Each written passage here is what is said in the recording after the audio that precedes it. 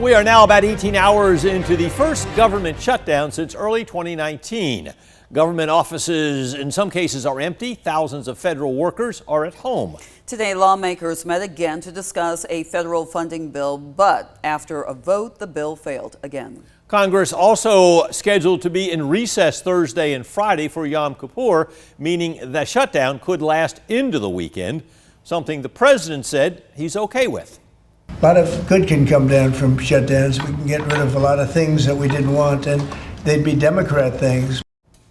Families and businesses in central Georgia are preparing for challenges that could lie ahead if the shutdown lasts for a long period of time. Elizabeth Hunter talked with several people who aren't sure what the long-term impacts could mean for them.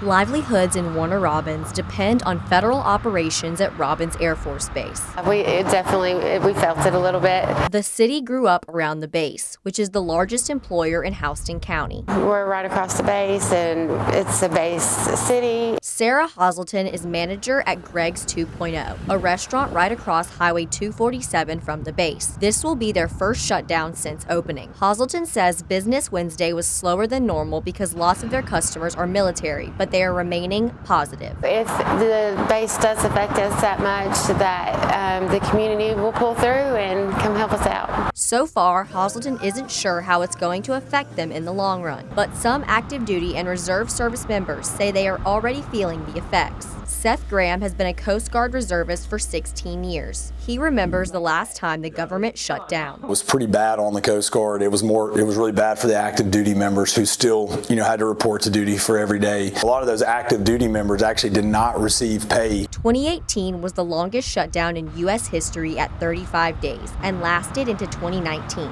Graham says he got a message this morning saying he should still report for his weekend of training this month despite the shutdown. He says that gives him hope that this won't last long. From what I can tell right now, it doesn't really look like an impact for us. There's still a mission that's got to be done.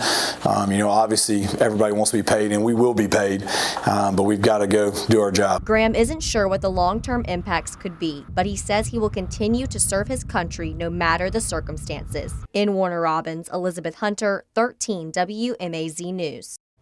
All branches of the military are considered essential during a government shutdown. That means they still have to show up and do their jobs, even if they don't get paid right away. Georgia lawmakers on both sides of the aisle have responded to the shutdown. Congressman Rick McCormick says he voted to keep America open, but Senate Democrats forced it to shut down.